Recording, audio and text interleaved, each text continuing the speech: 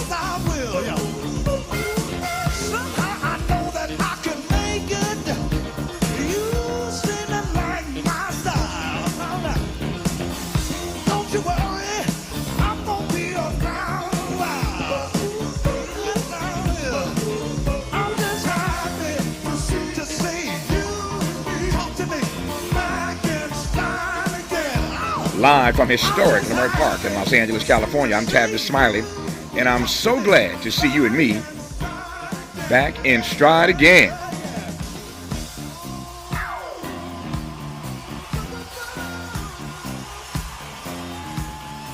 Before we get started with today's show, let me invite you to follow me on Facebook and Instagram at The Real Tavis Smiley and get updates on X, that's formerly Twitter, at Tavis Smiley. By the way, should you miss any part of today's program or want to catch up on previous shows, you can always visit thetavissmileyshow.com, thetavissmileyshow.com, that is, or wherever you get your podcast and listen to the Tavis Smiley podcast version of this live program at your leisure. Another great show on tap for you today in our second hour.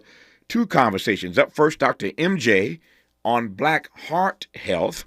On the B side of our 2, University of Hawaii Manoa Law Professor Troy Andrade tells us a fascinating story about how the indigenous word aloha and a reference to the iconic HBO series The Wire were used in a recent state Supreme Court decision on gun control that's made national headlines. An interesting story. That might sound a little weird, but stick around for the B side of our 2. We'll explain it to you. The Wire, aloha, a national news story about gun control. It's interesting. Again, we'll unpack it for you on the backside of our 2. In our third hour, comedian Marsha Warfield joins us live in studio to talk about her reboot as Roz on Night Court. I used to love that show. It's back, and Roz is back.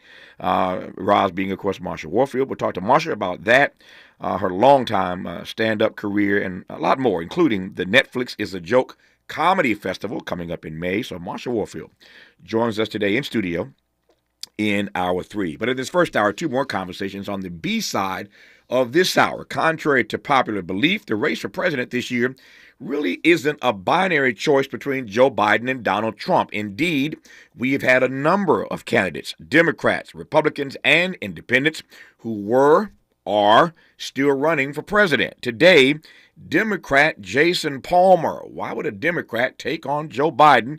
Who is Jason Palmer? Stick around. For the back side of this hour, we'll answer, Jason will answer all of those questions for you. All that said, let's commence today's show talking politics with Dr. Trita Parsi of the Quincy Institute for Responsible Statecraft. Trita, it's been a long time. Good to hear your voice again. How are you today? I'm doing well. How are you? Man, I'm well. If I complained, I'd be an ingrate, and I'm delighted to have these 30 minutes or so with you to talk about a few issues. Obviously, the big story today is the comments that President Biden made yesterday that he believes, hopes, expects that there might be a ceasefire within the next few days, the next week. That came from the president's mouth yesterday. We have not heard him even use that phrase, ceasefire, really, up until yesterday. So I want to get your thoughts on what the president said yesterday. Of course, we all are talking about the self-immolation outside the U.S. Embassy, the Israeli embassy, rather. The self-immolation, and there's some stuff to unpack on that. But let me start again with what the president said yesterday. How did you read those comments? Well, obviously, it's quite welcome if we can get to a ceasefire. It's a stark contrast to what Biden said earlier on, in which he said that it would be impossible to get a ceasefire.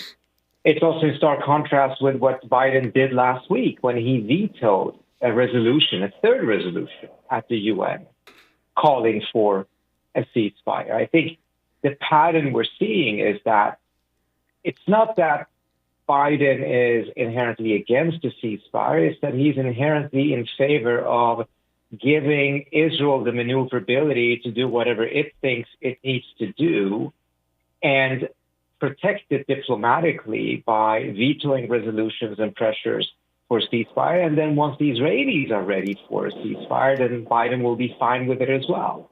And I find that to be very problematic because this has now cost more than 30,000 people, the lives of 30,000 people. It could have been stopped much earlier.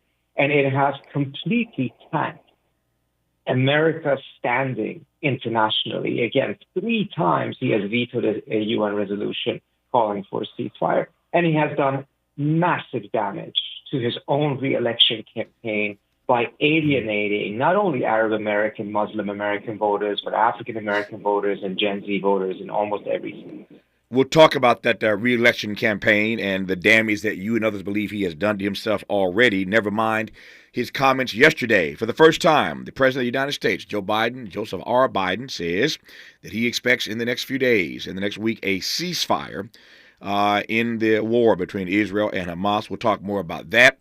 We'll talk about, again, this major story of self-immolation outside the Israeli embassy. And Trita had a pretty fascinating tweet about this that I saw last night, I guess. I want to get him to unpack what he had to say about this yesterday and a great deal more when we come forward with Trita Parsi on Tavis Smiley. Interrogating and unpacking. That's what we do around here. You're listening to Tavis Smiley. What is dedication? My biggest fear in the middle of my addiction was that my kids wouldn't have a father. And I started thinking, you know what? This isn't my story. I definitely had to become a better man to be a better father. It's important to me that my kids are empowered and truly believe that if they can think it, they can do it. That's dedication. Visit fatherhood.gov to hear more. Brought to you by the U.S. Department of Health and Human Services and the Ad Council. Joey from Vermont, a farmer trying to get through the winter. Adriana from South Carolina, a single mother living paycheck to paycheck. Liam from Ohio, an injured father struggling to provide for his family. Hi, I'm Shanola Hampton, and I support the Feeding America network of food banks because they help provide over 6 billion meals to people in need each year. Learn more at feedingamerica.org. Politics has become so messy lately, it's hard to find a reason to be hopeful. Hi, my name is Shakira. I'd like to tell you why Adam Schiff gives me hope. My parents raised me to take my right to vote seriously, so I try to stay on top of what's going on. I saw Adam Schiff lead the impeachment and insurrection hearings. He seemed like someone I could believe in. Then I actually met him at the MLK parade in South Central LA this year. Adam listened. He cared. I got to see who he is. He understands the struggle we have with the cost of living, all the parents working extra shifts and taking second jobs to get by. He gets a threat to our democracy and our freedoms.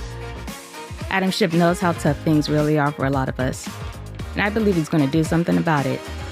It gives me hope, but hope isn't enough. We need to vote for Adam Schiff for Senate. I'm Adam Schiff, and I approve this message. Paid for by Schiff for Senate. Do you have both Medi-Cal and Medicare? If so, the new LA Care plan called Medicare Plus can help you get the most out of your health plan for $0. LA Care provides personalized service to Angelinos like us. Plus, it gives us access to doctors and specialists across Los Angeles County. For zero cost, we get access to full benefits. From vision coverage, in-home support services, to prescription drug coverage, and a quarterly over-the-counter allowance, plus personal equipment, meal programs, a gym membership, and so much more. For more than 25 years, LA Care has provided Angelinos with access to quality health care at an affordable cost. For our families, our seniors, our community, it's a plus. It's a plus for all of us.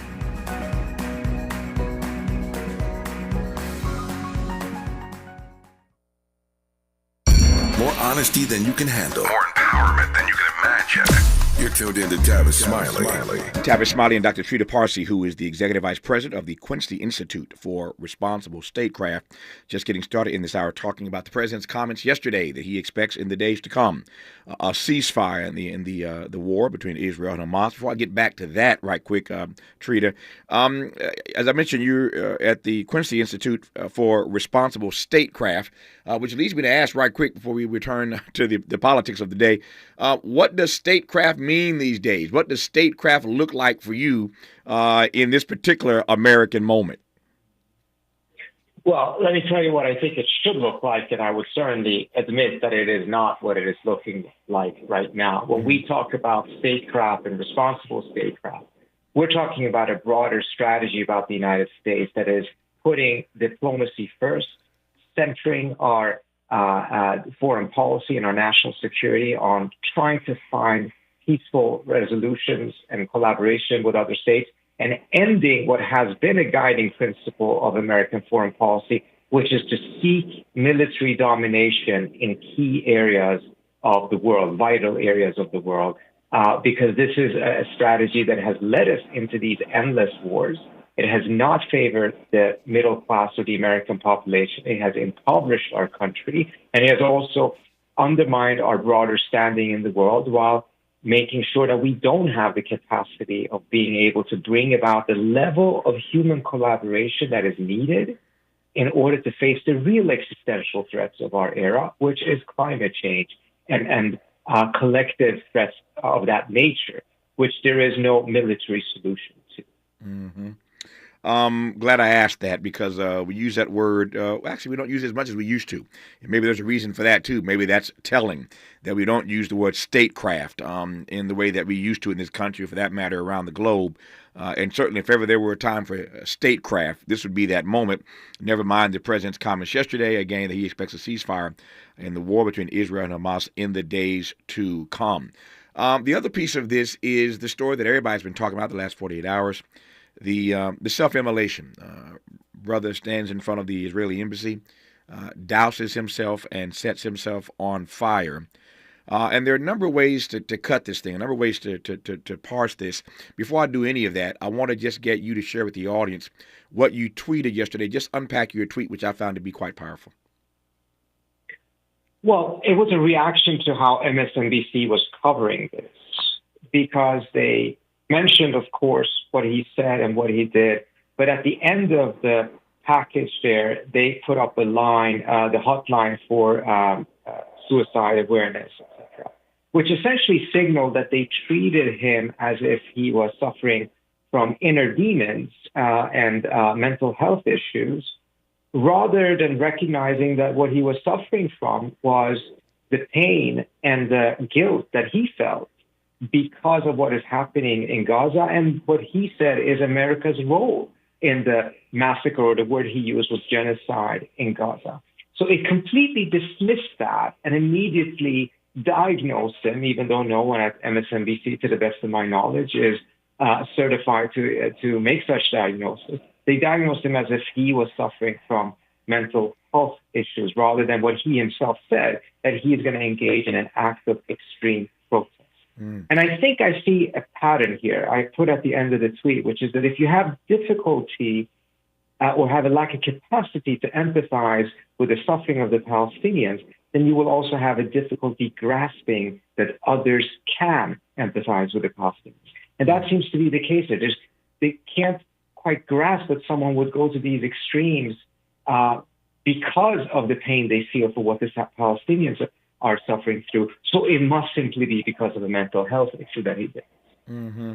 No, I'm glad you unpacked that for those who didn't see your tweet, because it grabbed me. And of all the things I've seen and read in the last 48 hours about that self-immolation, that one sort of jumped out at me for all the obvious reasons that I wanted you to sort of, again, share that. And I'm glad that you did that. Let me build on that for a second, because it raises this self-immolation raises a number of questions for me, not the least of which is what it means to be in an American moment, indeed a global moment, where people feel so strongly about something that they're willing to die. I still don't think all these years later, I may get in trouble for saying this, not the first or last time I'll get myself in trouble for saying something. But I'm still not sure all these years after 9/11 that we really, really understand in this country, put another way, that we're really prepared to wrestle with what it means when persons around the globe who view us in certain ways are willing to put their lives on the line for their beliefs. And to your point, if I can connect these two things, when someone does this in defense of or in solidarity with the Palestinian people, we view it in the way that you just described quite brilliantly, that you tweeted about yesterday.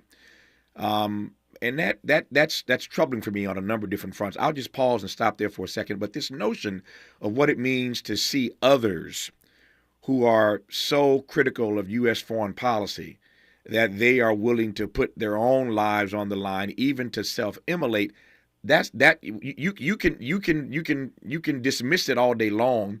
You can, as Trita said, put it in the category of mental health issues and concerns if you want to all day long. You can put your head in the sand like an ostrich, but at the end of the day, whatever you think of him or others, they believe what they believe so strongly that they are willing to put their lives on the line. And that, Trita, is not only something worth wrestling with, it lets you know that when Benjamin Netanyahu says we're going to wipe out Hamas, he don't really know what he's talking about. I digress and pass the mic to you.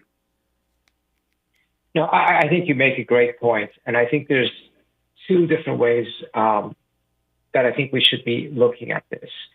First of all, to recognize that we are now entering an era of American and world history in which the United States can no longer get its way through brute force or through the massive power that it has, because power has dispersed and we're no longer in a unipolar world. The United States remains the most powerful country in the world, but the delta between it and other countries are shrinking, and as a result, the U.S. needs to adopt a much more collaborative approach in order to be able to advance its interests. It can simply not dictate it in the manner that we unfortunately have done in the last 25 or so years, and that actually has enhanced this development in which we are losing relative power.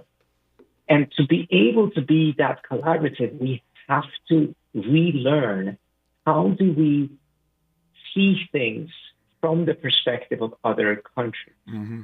Not because we necessarily agree with them, but try to understand how do they see the world? How do they understand their own interests and define their own interests? Because only when you understand that can you navigate this very complex complex landscape in a manner that enables you to advance the interests of your own country, the United States. If you're just dismissing it or unwilling to listen, you're going to run into problems, and it's going to be to the detriment of the world and to the detriment of the American public. The second point I would just make is, I think in this specific case, it really should be noted that this is not a person from a foreign country that is so upset with U.S. foreign policy. Not only is it an American, but it's an active duty serviceman from the Air Force. I have no idea what he may have known that the rest of us do not know because he was in the military and because of the role that the U.S. Air Force likely does play in Gaza. We don't know the exact nature of it or the extent of it, but some sort of role I'm pretty confident we have been playing. So he may have known things that you and I and the rest of the general public is unaware of. And then it's taken this, as he defined it himself, this extreme form of protest. One may agree with it, disagree with it. What I think one shouldn't do, which is what the media by and large has done, is to just dismiss it as a mental health issue and then pretend as if nothing has happened, that nothing is wrong. Yeah.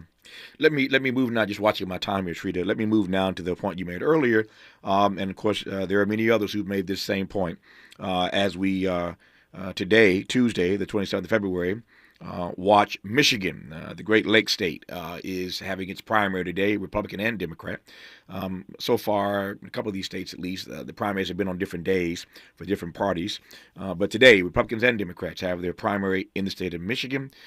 We expect, Joe Biden to win that primary. I'll come back to that in just a second because there's a huge movement to vote uncommitted in that primary today in the state of Michigan. Before I get to that part, though, your comments earlier, Trita, suggested that you believe that the president has done great harm to himself in his reelection bid with this policy in the Middle East. Never mind his comments again yesterday that he expects a ceasefire in the next week. Unpack for me why you think that damage, to the extent you do believe this, why you think that damage that he's done to himself is, speaking of self-immolation politically, why that damage that he's done to himself is irreparable, if you believe that. I'm not sure it's irreparable, but I've not seen anything yet from the administration that shows a willingness to really fix it by fixing the policy. We've seen a lot of empty words, a lot of expressions of regret for certain specific things that have been said and done, etc., but no real shift in policy. And again, as much as I welcome that the president is saying that there might be a ceasefire in a week or so, just a week ago, he vetoed another ceasefire resolution. I think the damage is clear for everyone to see. I mean, the fact that there is a campaign to vote uncommitted and the very slim margin that the Democrats had in the Michigan state to begin with means that you don't have to have a massive movement there to be able to shift the election away from Biden. And the one point that I find particularly curious is this.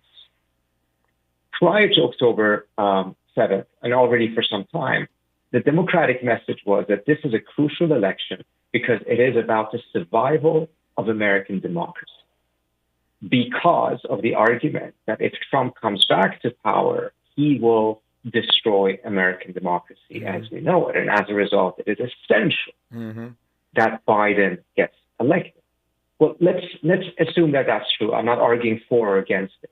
But if that is the case, then one has to ask oneself, what is it in the continued massacre of Israel in Palestine that is so important for the United States that Biden has been willing to not only sacrifice the U.S.'s global standing, not only sacrifice his own re-election bid, but according to himself, also potentially sacrifice American democracy. I fail to see what U.S. interest is of such great importance in continued warfare in Gaza that he has gone to the great length that he is, according to his own logic, risking American democracy for. Those are three very powerful, three very prescient questions And I couldn't have done it better myself. And I do this every day, Trita. I couldn't have asked. I could not have posed three more relevant questions than the three you just put forth. I'll be thinking about those three questions all day myself. Let me just ask you, speaking of questions, I'm watching my clock. You got about 2.5 minutes left with you. How you're reading the story we talked about yesterday on this program, that there's internal conflict in the White House, that the president's own team is in conflict about his policy. Oh, there certainly is truth to that, and there's actually quite more of that than what is out in the media right now. There's a tremendous amount of unhappiness in many different quarters. I mean, we have seen things that have never been seen before. We have White House staff holding vigils outside of the White House in support of the ceasefire and essentially against the policy of the president. You have White House interns, young people who have worked so hard to get this very, very prestigious and difficult to get internship, who are signing letters to their boss demanding a ceasefire because their conscience cannot handle not speaking out in this way. Yeah. Even during the Iraq War, when there was a lot of unhappiness with George W. Bush's invasion of Iraq, we didn't see this degree of protests from within government. Yeah. Let me close with this. I got a minute to go, and I'm going to ask this question of our next guest who's joining us in the studio in just a moment. His name is Jason Palmer. He's a Democrat running for president. We're talking to everybody that is running on this program, giving them all a chance to be heard. So I'll ask him this question in about 5-6 minutes from now. But very quickly, in the minute and a half I have left here, if Joe Biden, and I don't expect this to happen, but you recall in Nevada when Nikki Haley lost to none of the candidates. She literally lost to a ghost, as it were, in the Nevada primary. I don't expect that to happen. I don't expect uncommitted to beat Joe Biden today in Michigan. But if that uncommitted number is anywhere in the range of significance, and people can parse that all day long, it would be a bit embarrassing to the president that that uncommitted candidate, which is really nobody, a ghost, just uncommitted, came that close to not toppling him, but just upending his numbers. How would you read that? How do you think the media is going to parse that tomorrow if that number is anywhere in the realm of significance? Well, the message of that to Biden is very clear, and it would be shocking to me if Biden doesn't get it. It means that that portion of the Democratic vote in Michigan may very well end up not voting unless there's a change in policy in the White House towards not just the ceasefire in Gaza, but towards Israel and Palestine as a whole. Yeah. And this is the most formal way that message could have been sent, in a way that is more than just a letter signed by people, but is an actual vote. And if Biden doesn't adjust, if those numbers are as significant as in this scenario, then I do believe that he is going to face major problems, not just in Michigan, but in many other states as well. We shall see what happens today in the Michigan primary. We shall see what happens in the days forward with the ceasefire that the president for the first time referenced yesterday regarding Israel and Hamas, and we shall see long-term what happens to his candidacy. For now, we thank Dr. Trita Parsi, who is Executive Vice President of the Quincy Institute for Responsible Statecraft. Trita, good to have you on. We'll do it again, my friend. All the best to you. My pleasure. Anytime. Thank you so much. Thank you, sir. Jason Palmer has decided to run against Joe Biden as a Democrat. He'll tell us why when we come forward on Tavis Smiley. For all the freedom-loving folk, this is Tavis Smiley. I feel like freedom. If you're like me, 60 and retired, making ends meet, especially here at the supermarket and drugstore, is tough. I'm so blessed to have found benefitscheckup.org. It's a free and confidential website from the National Council on Aging that connected me to $1,200 a year in programs that help pay for food, medicine, utilities, and more. Maybe it can help you. benefitscheckup.org. My daughter was diagnosed with a rare malignant rhabdoid tumor on the spine. They sent her straight to St. Jude. My hope was gone. But when you get there, everyone's like, hey, we're not going to give up. And when you see other people not giving up on your child, that makes all the difference in the world. When I found out I didn't have to pay, I was just grateful. They saved my baby's life. Finding cures, saving children. Learn more at stjude.org.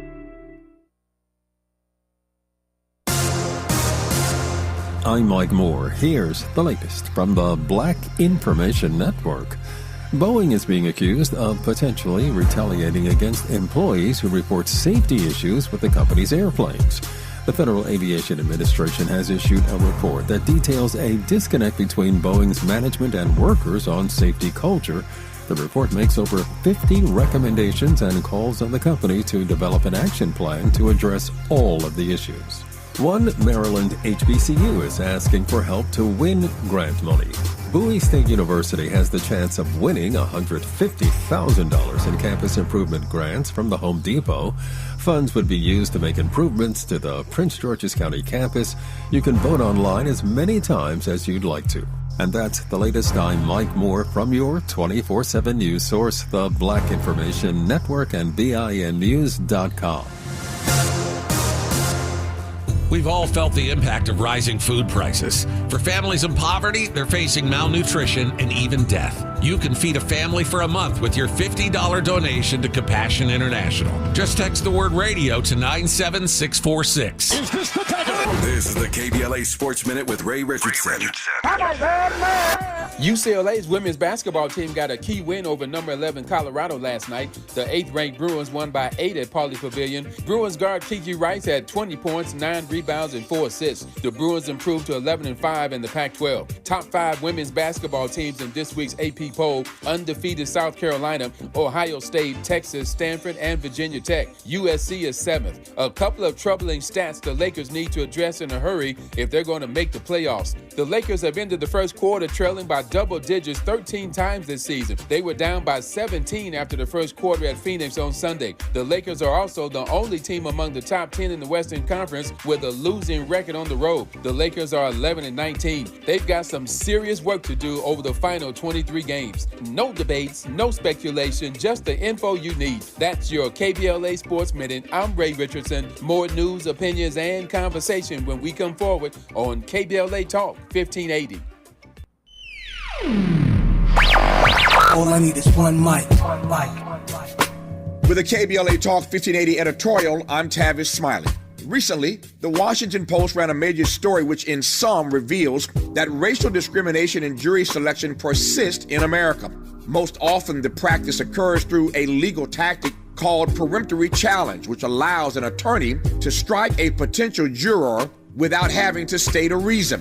In the 1986 Batson Doctrine, the U.S. Supreme Court ruled that the use of peremptory challenges to exclude potential jurors solely based on their race violates the Equal Protection Clause of the 14th Amendment. By the way, the late great Supreme Court Justice Thurgood Marshall despised peremptory challenges.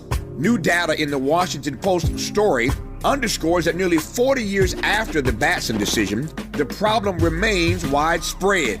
One study in the Deep South found that black jurors are being challenged and dismissed at double and triple the rates of other prospective jurors. Bottom line, it's racist, it's wrong, and it's pervasive, even as research shows that racially diverse juries spend more time deliberating, make fewer errors, and can result in fairer trials. One of the arguments in the Ninth Circuit appeal, brought by former LA City Councilman Mark Ridley Thomas, is about violation of that Batson Doctrine. In its case against MRT, the U.S. Attorney's Office struck black women from the jury pool based on demeanor and employment status, a clear violation of the law.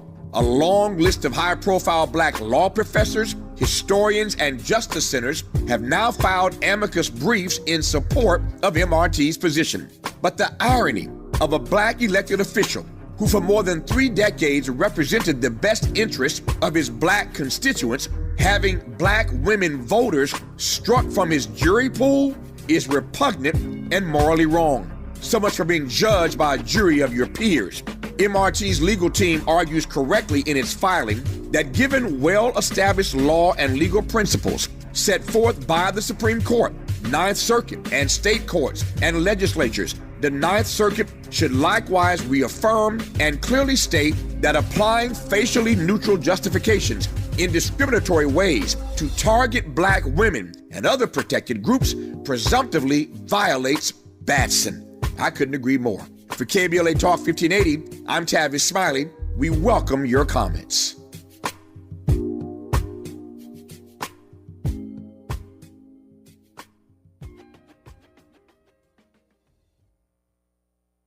If you're looking for the most epic place on Earth, let's start at the base of a massive waterfall. Then trek through the thick jungle. Then climb to the peak of a snowy mountaintop. Then once you get there, keep going. Because with intelligent 4x4 and 7 drive modes and a Nissan Pathfinder, the search is the real adventure. Available feature. Intelligent 4x4 cannot prevent collisions or provide enhanced traction in all conditions. Always monitor traffic and weather conditions. Helping to make you the most knowledgeable person in your circle of friends. This is Tavis Smiley. Tavis Smiley in conversation with presidential candidate Jason Palmer, who will tell us why he thinks he'd be a better candidate, a better president for that matter, than Joe Biden. He's running as a Democrat. You recall on this program, we've had a number of these candidates on, and everybody's invited here to express themselves. And we've had conversations with Cornel West, of course, and there's been pushback against him because when he decided to run as an independent and not as a Democrat. And a lot of my friends, dear friends of mine, said to me, why won't he run on the inside and not the outside? His answer was, because if you're on the inside, you're going to get crushed. The party apparatus will just crush you. Well, that fear has not stopped Jason Palmer from running on the inside of the Democratic apparatus. First of all, nice to meet you. Good to have you on this program. Tell me why you're doing this. Well, Tavis, thank you so much for having me. It's almost like a dream come true to be talking to you here in the studio. Thank you, sir. I'm doing this because back in September, October timeframe, I saw that the Republicans were having all their debates, and it was like a food fight. It was embarrassing for me as an American. And then I said, well, at least the Democrats are going to have some debates that'll talk about how we can work together as a country, move the country forward. And then I realized, no, there weren't going to be any debates. And in fact, nobody was even getting into the race. I thought that Gavin Newsom would get in the race. I thought that Gretchen Whitmer would get in the race. Somebody would get in the race. Biden had said he was going to be a transitional figure. And where was the transition? There was no person getting in the race. So I asked a number of my CEOs. I'm an impact investor, an entrepreneur. I've been working at the intersection of education and workforce technology for the last 20 years.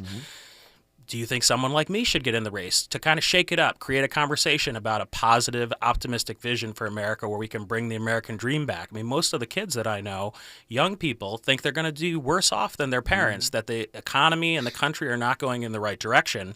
And enough of my CEOs came back and said, yeah, you absolutely should get in the race. This is exactly the kind of voice we need. It's exactly the kind of solutions-oriented approach. That's who I am. I'm a solutions-oriented person. And then in the meantime, as your last caller was talking about, Biden is very wrong on a number of things. He's wrong on Gaza. He's wrong on immigration. He doesn't really have an innovation policy, and I hope we get to talk about AI and innovation because that's my strong suit. And, we're the leader of the free world, but we're not taking care of our own. And so that's why I got in the race, to show how we can take care of our own and bring the country back together. How do you think Joe Biden has done in the first 4 years? And I ask that because, to your point of his being a transitional figure, David Axelrod, who ran Obama's campaign, and others, Ezra Klein did it the other day at the New York Times. There are a lot of critical voices. I mean, these people, when these people talk, they're kind of like E.F. Hutton. Politically, people listen to them. I don't always agree with David Axelrod, but because of who he is and what he's done, you pay attention to him. So when people like that start saying he needs to step aside, he has done what we elected him to do, but going another 4 years really ain't the answer to the prayer. So my question is, how do you think he did the first 4 years, and why do you think he ought to stop right now? Well, I do want to say that Joe has been a great public servant for the last 50 years. I voted for him with honor the last time around, and he passed a number of bills related to infrastructure, Build Back Better. There was a number of things. It was not exactly Build Back Better, but close to that I felt like... Build Back a little better. Just a little better, yeah. Exactly. But there were three big bipartisan bills that he passed that I felt pretty good about, the CHIPS Act being the third one. And, he is good at passing legislation. But at this point, he really has steered his whole presidency towards foreign affairs. And history on this shows that the second administration of any president ends up almost always being focused on foreign affairs. We're entangled in multiple wars around the globe. It doesn't seem like Joe realizes we need to invest in the American people, and he needs to stop paying attention and spending all of his time on foreign affairs. And I hope we get into that as well. So I hope he, like Ezra Klein is, talking about in his last two podcasts. I really love Ezra's podcast. Sure.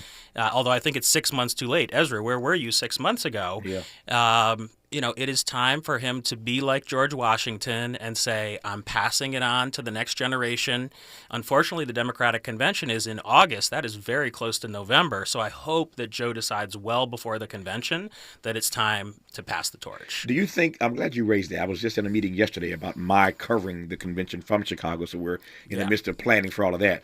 Do you think that the Democrats putting that convention so deep into August, was there a reason behind that?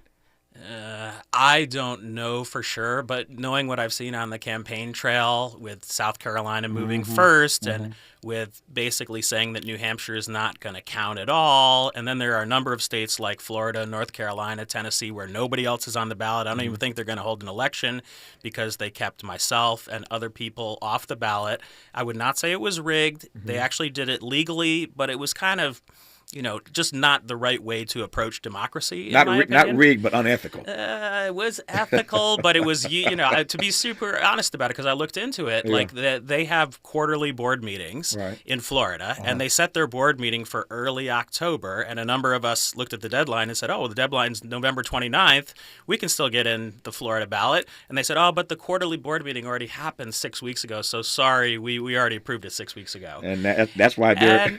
It's not, I don't know if it's unethical. It's using process to achieve a single outcome. But all that said, it's not over. We've only had a few primaries at this point, and I'm hoping to get my message out there that there's a different way to go here.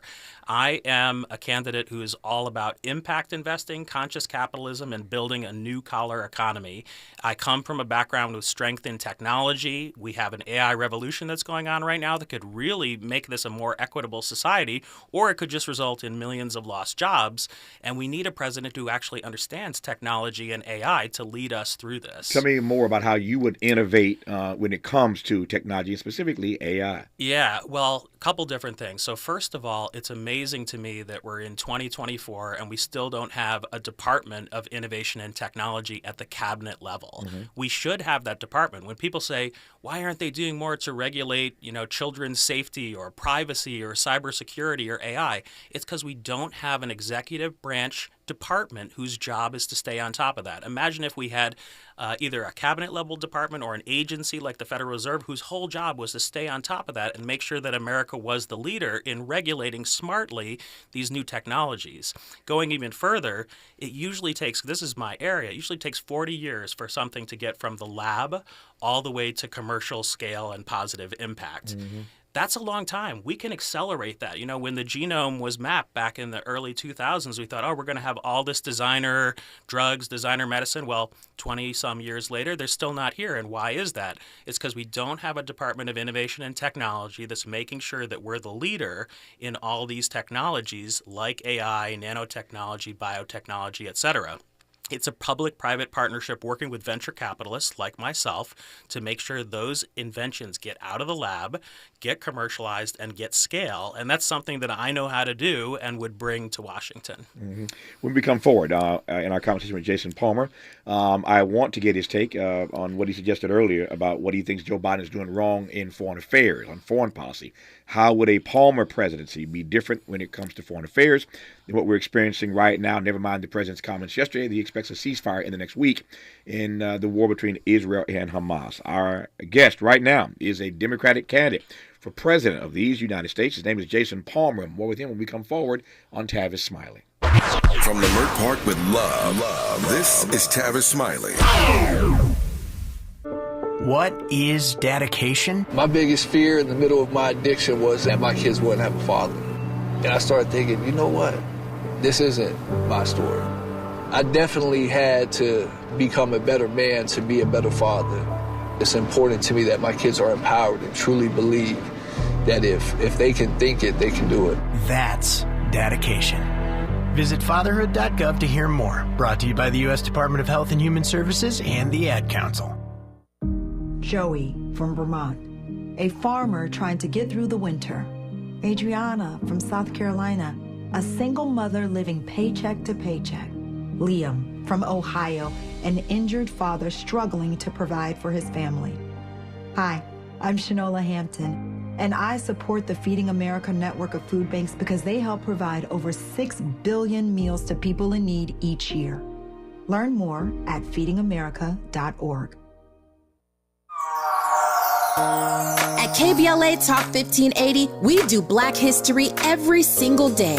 In fact, as the only Black talk radio station west of the Mississippi, we are Black history. Our annual Black History Month luncheon is fast approaching, and we want to be sure to give you ample time to get your company, organization, church, or group to join us at this year's celebration on the last day of the month, Thursday, February 29th at noon. Last year, we honored iconic local Black media personalities, including Pat Harvey, Jim Hill, Mark Brown, Beverly White, Sandy Banks, and Pat Prescott, and raised $20,000 in scholarships. This year, we're honoring Black Hollywood creatives who have used their artistic genius as climate justice champions.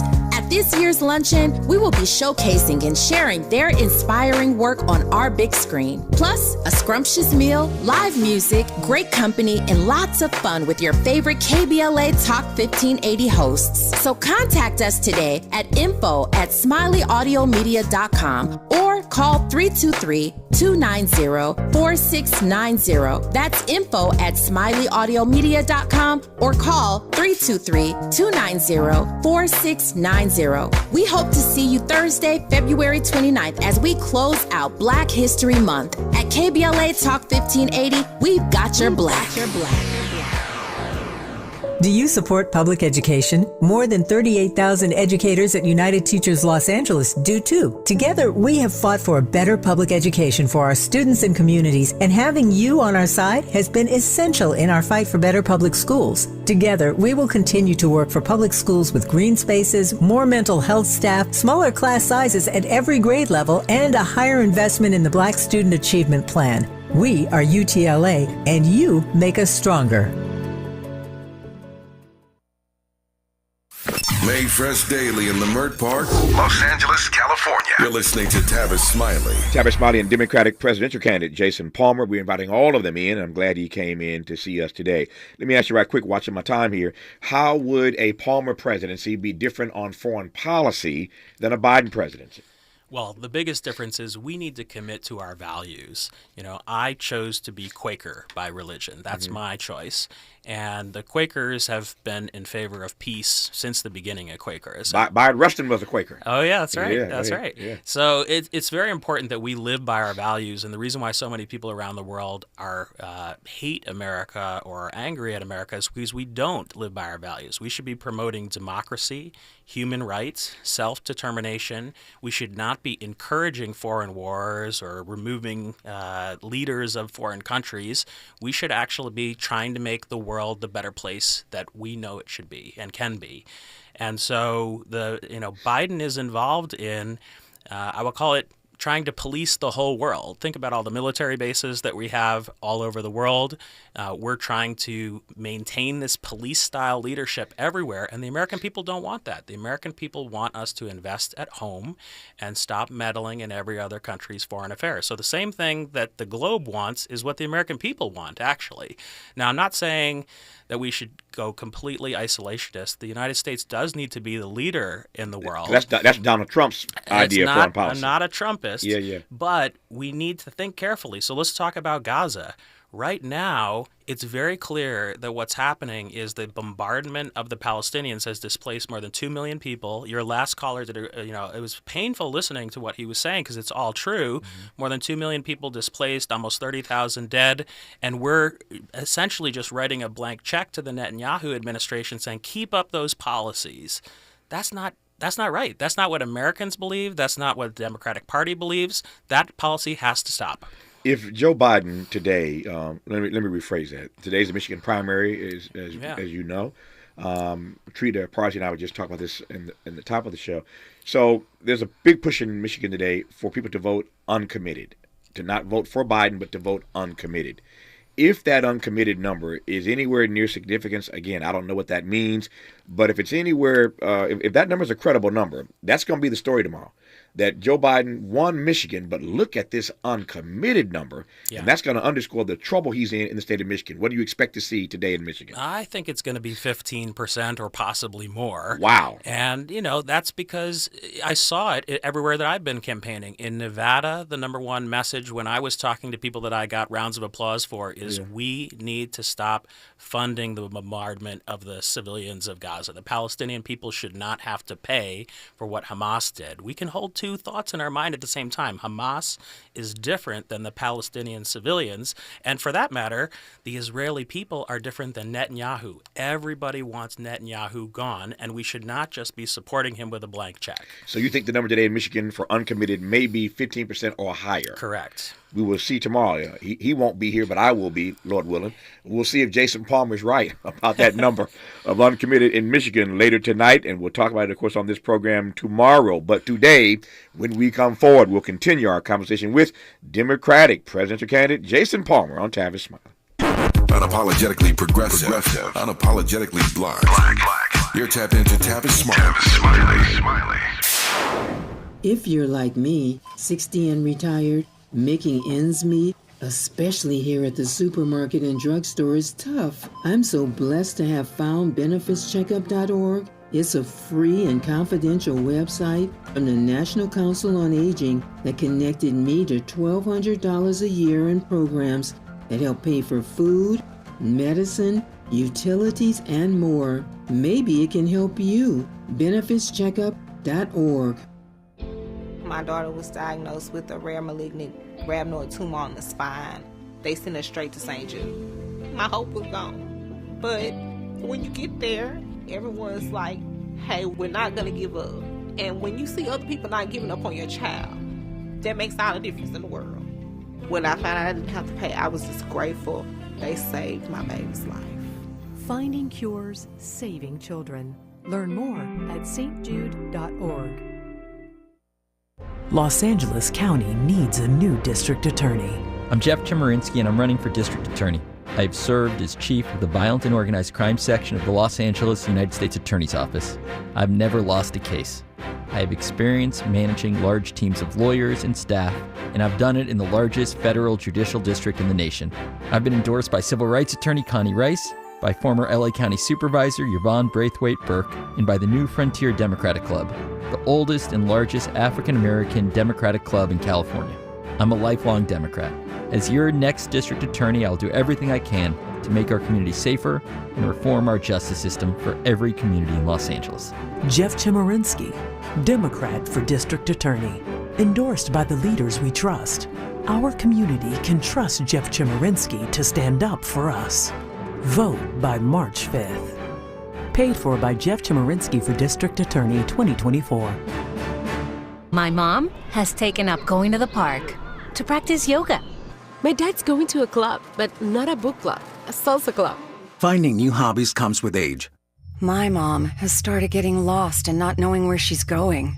Becoming lost or disoriented doesn't. Confusion with time or place may be a sign of Alzheimer's. An early diagnosis can help improve the quality of life for your loved one. Learn the warning signs of Alzheimer's at 10signs.org. Brought to you by the Alzheimer's Association and the Ad Council. Let's get back to more of this rich dialogue with Tavis Smiley.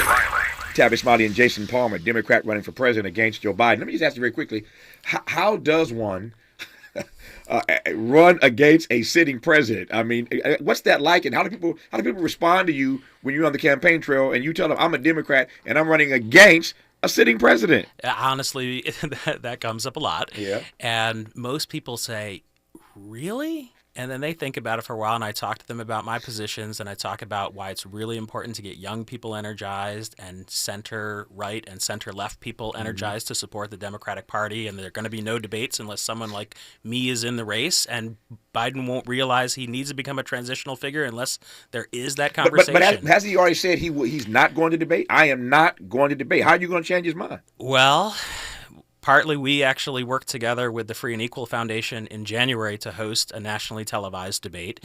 Later this week, I'm actually co-hosting a third-party debate in New York City with 5 participants participating. And the Free and Equal Foundation, if you all don't know about it, I recommend you take a look at their website. They are going to do multiple additional debates this year. And Joe may not show up, but I wouldn't be surprised to see RFK Jr., Cornel West, other independent candidates. And, Jill Stein is at the debate on Thursday. If Joe wants to win enough of the electorate to make sure Donald Trump is in the past forever for America, he needs to go out there and debate. I mean, that's partly why, Ezra Klein and others, including myself, have been standing up and saying, if he's willing to give up the Super Bowl interview, does he really want to run for president? Well, the answer is yes, he wants to run. He just don't want to debate y'all. He don't want to get in a situation where he slips up and confuses the president of Egypt with Mexico, and that becomes a self-fulfilling prophecy. So he wants to win. He just don't want to debate. I saw the energy for Donald Trump in New Hampshire and Nevada and South Carolina, and holding your fire and not debating and not being out there robustly will cause Biden to lose in the fall. Right. So the people that are close to Joe Biden need to talk to him about passing the torch. And I'm okay if the torch gets passed to Gretchen Whitmer, Gavin Newsom, Jared Polis. There's a whole bench of fantastic people who should be out on the campaign trail with me right now. But if it's going to just be me and maybe Dean Phillips and Marianne Williamson, I know has dropped out, but the drum needs to keep beating until Joe makes the right choice. He has been a great public servant, but it's time for him to pass the torch. I've got 2 minutes left. I'll give it to you. You used a phrase earlier that I'm familiar with, and I consider myself in this frame of conscious capitalist. You said conscious capitalism. That's your lane, and that's one of the things you want to bring to your leadership. Tell me more about it in the last 2 minutes. Sure. So conscious capitalism is probably the most important idea I've encountered in my life. And you know it. It's companies that choose to be purpose-driven. It's business for good, essentially. And I've been investing in companies that, for example, do education in prisons or provide loans to people with no credit score to help them go to college and boot camps. There is a whole movement of people that are building these B corporations, is what they're called. And it doesn't have to just be about making profit for shareholders. It can actually be about putting the customers first, putting your employees first. You can actually structure your company to live up to the values of multiple stakeholders. And this is a really important part of my campaign, is that we can restructure our entire economy with this middle ground between capitalism and socialism. I do also want to mention that today my team and I are actually launching the first presidential AI. So if you go to my website at palmerforpresident.us, you'll be able to ask me any question you want about conscious capitalism, about the new collar economy, and a very pleasing version of me, my AI version, will actually give you all the answers that you need. Wow, that's pretty innovative. It is innovative. It's the first time that something like this has happened, and once you see it, you'll realize every single candidate running for president is going to need one of these next time around. But Jason Palmer's out front. I'm out in front. Always. I always am innovating a few years earlier. Yeah, it ain't going to take you 40 years to get there. No. His name is Jason Palmer. He is a Democrat, and he is running for president of these United States, trying to force Joe Biden to some debates. His website is palmerforpresident.us, and you can ask his AI anything you want to ask. palmerforpresident.us. That'll learn more.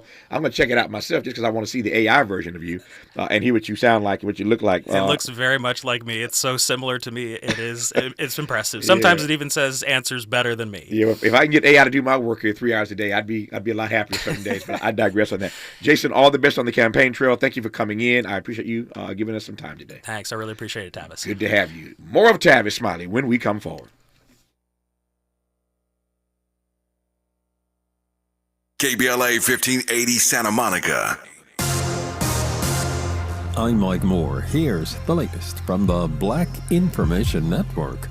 Boeing is being accused of potentially retaliating against employees who report safety issues with the company's airplanes.